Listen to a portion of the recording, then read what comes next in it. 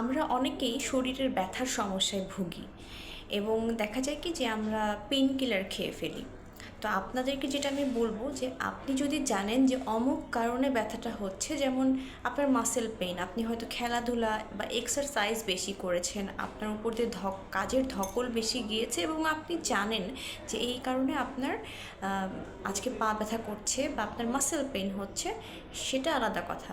কিন্তু অনেকে দিনের পর দিন কমপ্লেন করে যে শরীরের বিভিন্ন স্থানে ব্যথা হচ্ছে, সেটা অনেক সময় সেটা প্রত্যেক দিনই একটা করে সে হয়তো পেইন কিলার খাচ্ছে এবং সেটাকে দাবিয়ে রাখছে। এটা একেবারেই ঠিক না।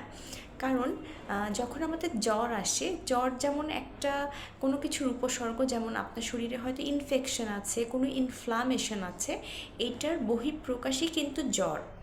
অনুরূপভাবে আপনার শরীরের বিভিন্ন ব্যথার বহিঃপ্রকাশ হচ্ছে বিভিন্ন অসুখ।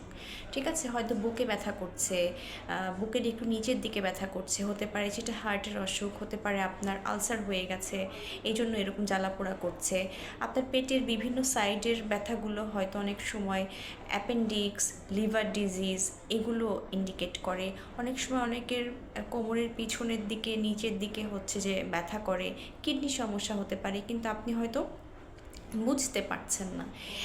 বা আবার অনেকের দেখা যাচ্ছে কি পুরো শরীরই সব সময় ব্যথা করে। হ্যাঁ, তো এটা অনেক সময় দেখা যায় কি আপনার শরীরে ভিটামিন ডি লেভেল হয়তো কম আছে বা কোনো ভিটামিনের অভাবে এটা হচ্ছে। আবার অনেক সময় দেখা যায় কি ডায়াবেটিসটা অনেক বাড়লেও কিন্তু আপনার শরীরের ব্যথাটা বেড়ে যায়।